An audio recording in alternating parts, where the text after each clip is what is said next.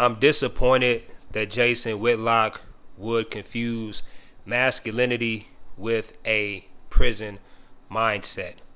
I'm also very disappointed that Jason Whitlock would allow Anton Daniels to run a false narrative on his platform, lying to people, pretending like he went to Corey Holcomb's platform and punked Corey Holcomb when Corey Holcomb punked him. At the end of the day, you guys, Anton Daniels is a boot licking Uncle Tom, and I'm saying this with as much respect as I can because I have very little respect for people like that. I don't like the fact that this man Anton Daniels called Corey Holcomb a D-sucker, and when Corey Holcomb got in his face and asked him to say it one more time, he cowered down like a little boy and would not say it. That doesn't make you a man. You have to stand on what you say, and you have to believe everything that comes out of your mouth. Otherwise, you're just talking. All right? Corey Holcomb put pressure on him as a man, and as a man, you guys, Anton Daniels backed down. See, the problem is these black conservatives, you all, they don't want to lose their white donors. So they want to attack black masculinity. Actually, they want to attack masculinity in general.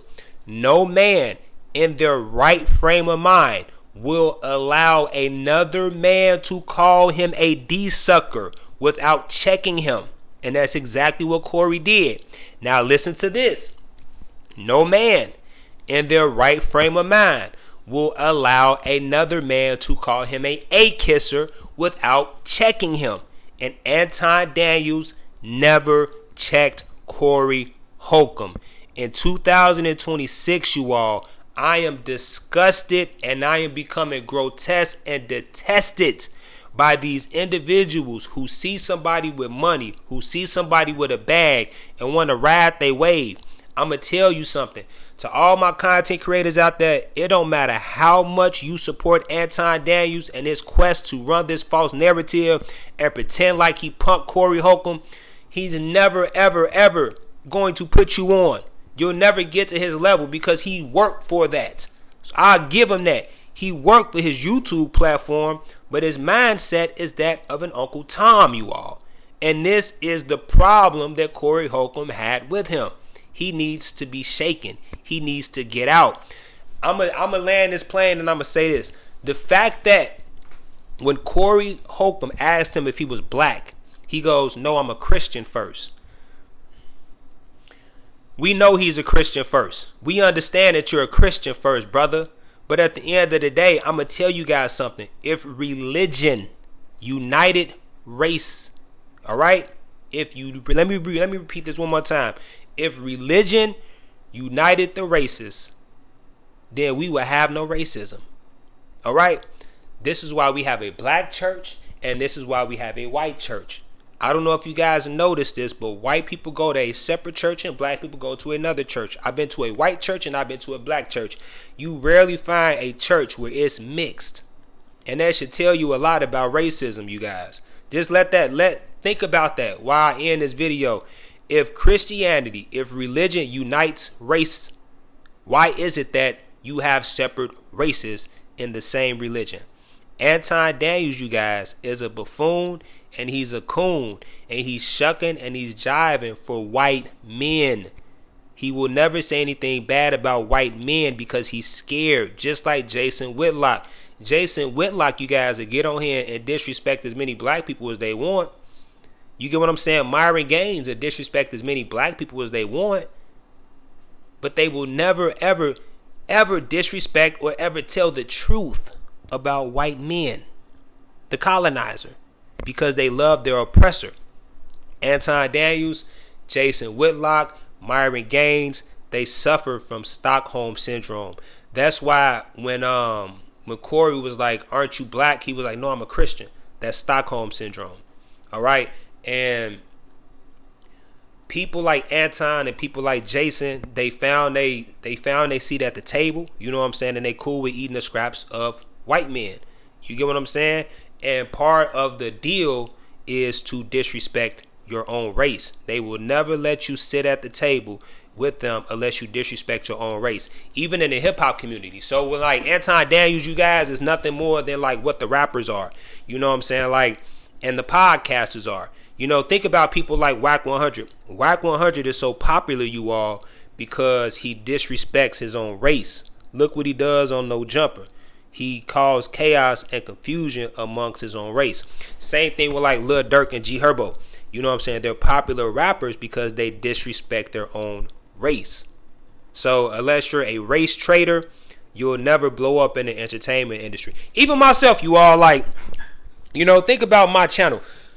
I literally damn near got 70,000 subscribers. I got another channel with 30,000 subscribers. I've had millions of views on my YouTube channel.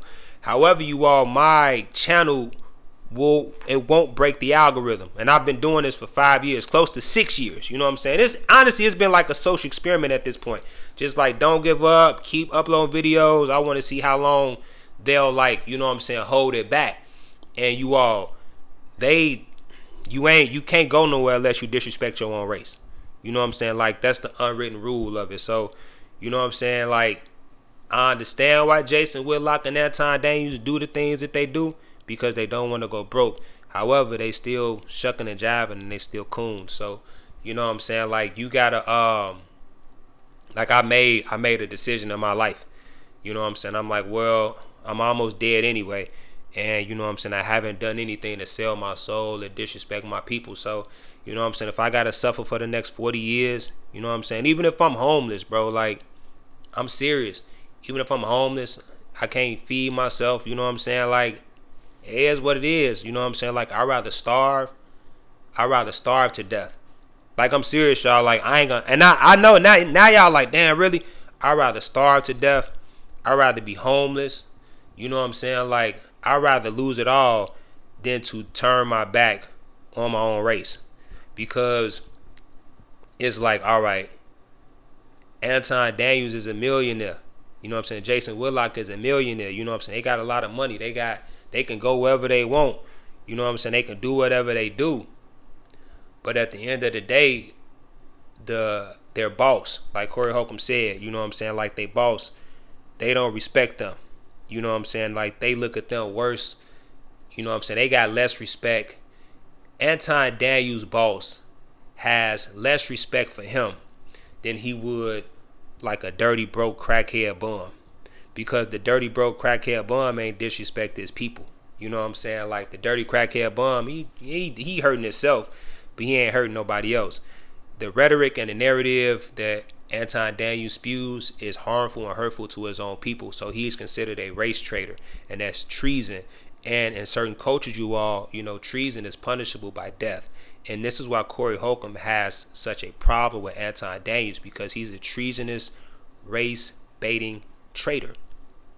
Hopefully YouTube will, you know, I tried to do a video earlier today about this, and YouTube was like, we're going to need 24 hours to analyze this video. Hopefully I didn't swear as much, you know what I'm saying? Hopefully I got my point intellectually across, so YouTube won't, you know, take a long time to upload the video. And listen to this, you all, like, I'm making this video and I'm expecting YouTube not to even push it in the algorithm. However, I got a feeling that, you know what I'm saying, the work that I'm doing, I might not even see like the impact that it has. But eventually, you all, like, I understand what I'm doing. Like, you know what I'm saying, I get what I'm doing. Like, 10 years from now, people gonna be like, damn, Chris was really just a genuine cool ass nigga. Peace and love to y'all. I'm gonna catch y'all in the next one. I'm out.